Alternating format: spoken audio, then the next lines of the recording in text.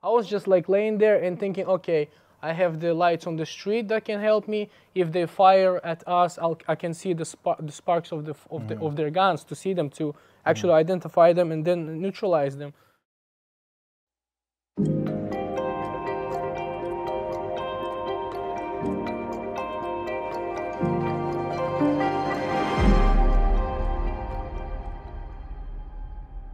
Shalom, dear friends. We are with my dear friend today.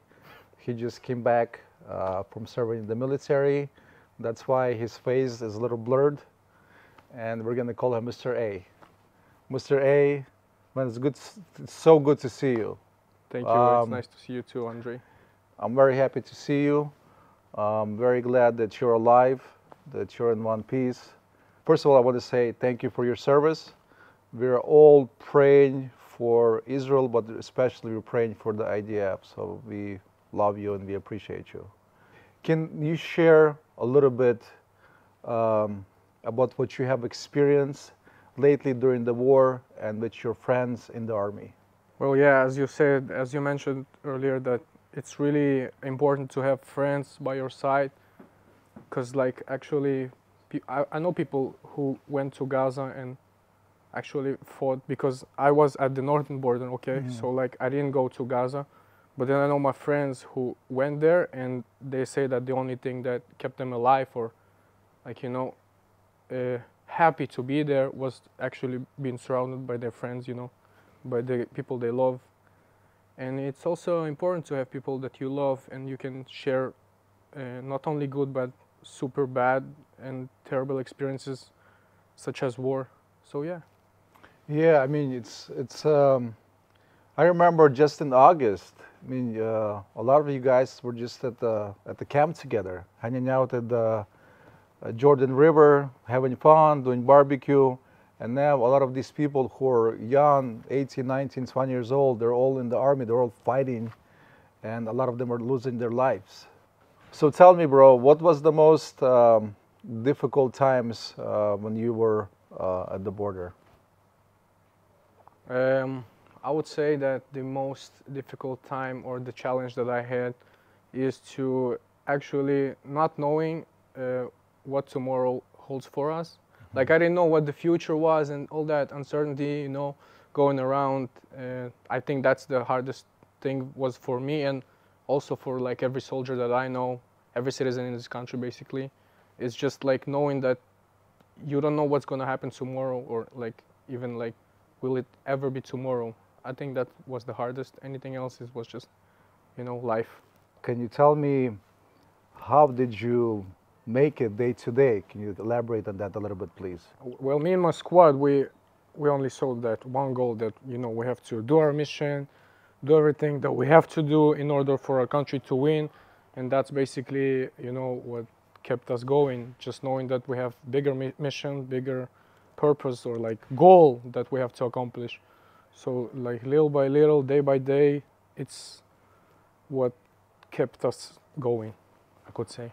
So when you're not in your squad, when you're not all hoorah defending your country, I mean, when you're alone by yourself with your own thoughts, I mean, what keeps you going? I mean, where do you pull your strength from? Is it God? Is it family? Is it friends? Like, how do you make it through the day? The thoughts that I'm having when I'm alone in the middle of the war, you know, and all that stuff going on, with all the uncertainty and, you know, all the terrorist attacks that we have, I'm only thinking about actually what I just said. I'm only thinking about the goal that we have, the squad that I have with me, the guys that I've been through a lot with. And when I'm alone, I'll just like enjoy the time of being with them, with the guys, and with just like enjoying to be in the army, to be useful to our country, you know, to do the stuff that somehow can help to, you know, to achieve our goal, to achieve the victory. That's what I think when I'm alone. I'm not scared. I'm not scared of dying or like sacrificing my life. I don't really care.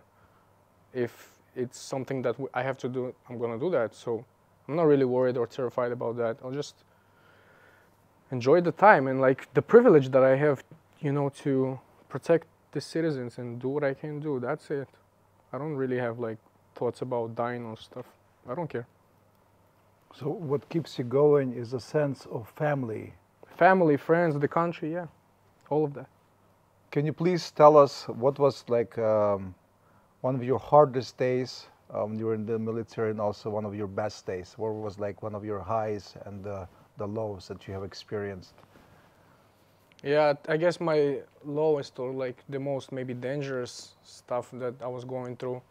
It's as I said earlier that I went to the north border and not on at the south. I wasn't in Gaza, but like I I volunteered to go to the north. So we were there, and our purpose was to guard intelligence unit, because like we were special unit soldiers. So we would just guard them, and they would just go to the border and gather all the intelligence that they can and stuff.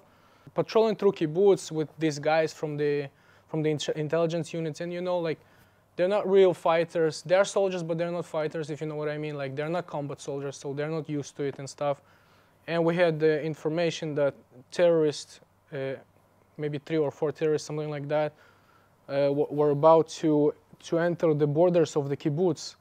So the guys were panicking a little, and like they were really afraid. Me and my friend, we were there too. We reacted, and we went to the border, to the gate, to help the people from the kibbutz to guard the kibbutz itself from the terrorists and stuff. So we were sitting there for 4 hours waiting for the terrorists, at the same time encouraging people that everything is going to be fine. And during that time, we didn't have any special equipment that we would usually have, the ceramic plate carriers. Bulletproof vest. Yeah, bulletproof vest and stuff. Because the unit is like not so combat, so they wouldn't even use that stuff usually. So we didn't have any of them. So at that moment, I was hearing the gunshots and all that stuff, because like we really heard the gunshots around us, because and we really thought that there are gonna be terrorists and stuff. So I was ready to die, and I was like, actually like having thoughts about how can I do that? How can I protect people? I mean, I wasn't thinking about like my life and stuff. I was like ready to really give up on my life, and I would be fine with that. But I wanted to be a professional during that moment. So my thoughts were, how can I kill them more efficiently? What should I use? And I didn't have any equipment, any normal equipment on me. So basically, that was maybe the lowest point that I had in the army, in the reserves. And the situation turned out that actually there were no terrorists. It was just like some fake alarm that IDF somehow, by mistake, released. I don't know why. So everything turned out to be fine at the end of the day. Yeah, but like we didn't know that. Basically, we were ready to to face the terrorists and to protect the people from kibbutz. So you were ready to die. Yeah, I remember just myself. to protect the team. Of course, you no put problem. them in front of you. So Yeah. You were thinking the whole time, how can I protect them? Yeah. I That's what was you were actually about. laying there in the bushes. I was like, okay, now I don't have any optical scopes that I have during the night. The night vision stuff. Yes. I was just like laying there and thinking, okay, I have the lights on the street that can help me. If they fire at us, I can see the sparks of their guns, to see them, to actually identify them and then neutralize them. But I wasn't thinking about like oh, it's so sad to die and stuff. I'm not saying I'm hero or something like that, because I'm not. That's what I supposed to do as a combat soldier. And I looked at my friend who was with me there too, and he was with me at the special unit. So we were together basically the whole mandatory service that we had. And I was looking at him. He was calm, and that's the way it's supposed to be, and that's the way people in this country. That's the way they act. Usually, we don't think about dying, or life being unfair or something. You just think, okay, there's a mission to protect. I should do that. How can I do that with the equipment that I have, or like the lack of equipment that we had back then? So I think that was the lowest. And all the highest points of the reserve service that I had, of course, were connected to people that I was with, my friends and stuff. All the good times, the funny times that we had, all the pranks that we did on each other during the war. Maybe that stuff, the grill meat that we did, the ala esh, every night when we could, and that was maybe the best stuff, the best point of the reserve service, being there with my friends, as I said earlier, because it's true. You can actually ask every combat soldier who's been there in Gaza, Lebanon, doesn't matter where, they're gonna tell you that the people that you're with, they make your service like way better than it should be. So basically, it's like it's a selfless act. Whenever you're together with your friends, with your buddies, your family. Yeah, of course. But then whenever you go to a combat mission or anything else, you put their lives first. Your job is to put them first, and you will protect them at any cost. You mean prioritize? You prioritize them over yourself. Yeah, and they do that to you too. And So it's all good, of course. Yeah. Wow. It's how it works, and how we should supposed to work. That's what it's called. What it's called brotherhood. Because like I got you, because you're my brother, and you got me also. And I don't have any doubts about that.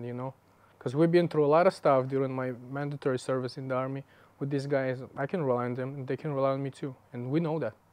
So the war really brought everybody really close together. Oh, now yeah, it's yeah. like a big family. Yeah. I can say that before the war, I was having my doubts about like living in Israel, because people there weren't that unified before the war, as you guys heard maybe about the judicial reform that we had. Yes. with Netanyahu doing his stuff, and there was a big division in the country. People were like arguing with each other about political views and all that stuff. I was looking at the country and I was like, man, how can you be that not unified like you are, guys? Like you should be together and stuff. And then actually when war happened, all I saw was unity in every place I went, and people were like as close to each other as it possibly can be. They were so unified and together and all that stuff, and you really can feel that. You could feel that back then on the streets, on the supermarket, everywhere. I wanted to ask you, if you have a lot of people that are praying for you, that are supporting the IDF, what would you like to say to them? Well, first of all, I want to say thank you to all the ministries from America, from the United States, that support us with the equipment. We can really feel that support. Really, I'm not saying that just to say thank you and to sound nice. I don't care about sounding nice, but we really thank you for your support. We can feel that. Literally, we can feel that on our bodies and stuff. So Yeah. Thank you very much. If I would actually ask or request some prayer from you guys, you'll be, I don't know, maybe to bring back the hostages but at the same time not to stop in Gaza, not to cease fire if it's possible, to destroy the enemy until the end. Can we just ask you one last question? What do the hostages mean to you? Well, I mean, I don't know them personally, but I do know some friends who know them personally, and it doesn't matter actually, because they're part of this nation. I'm not a Jew, but I feel as a part of this nation, especially during this war, I'm one of them and they're one of us too, so we need them back, and they're like brothers and sisters to us, because we're one nation. Although I'm saying I'm not a Jew, but still, we need to bring them back, and I feel the special connection that we have with every Jew in this country, especially when things happened the way they did on 7th of October, Mm-hmm. Yeah. I felt that my brothers were slaughtered and killed, and my sisters were raped and stuff. I'm sorry that I'm saying that on the camera, but the way it was actually like that. So, and the feeling that I had is, man, they actually getting killed, and these are my brothers and sisters. And when you hear news about somebody getting killed outside of your borders, in Switzerland or USA or whatever that be, you just feel sad for the person.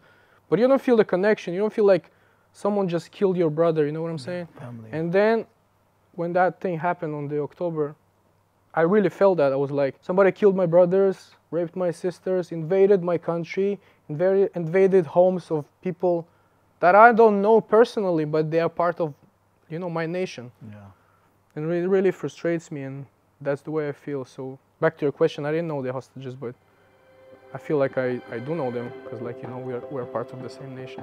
Thank you for sharing your heart. Thank you for having me. It means the world to us. We're going to continue praying. Please continue praying for our soldiers. please continue praying for the hostages and continue supporting Israel and the IDF. Thank you so much. Thank you for your support, guys. Thank you. It means the world to us, literally.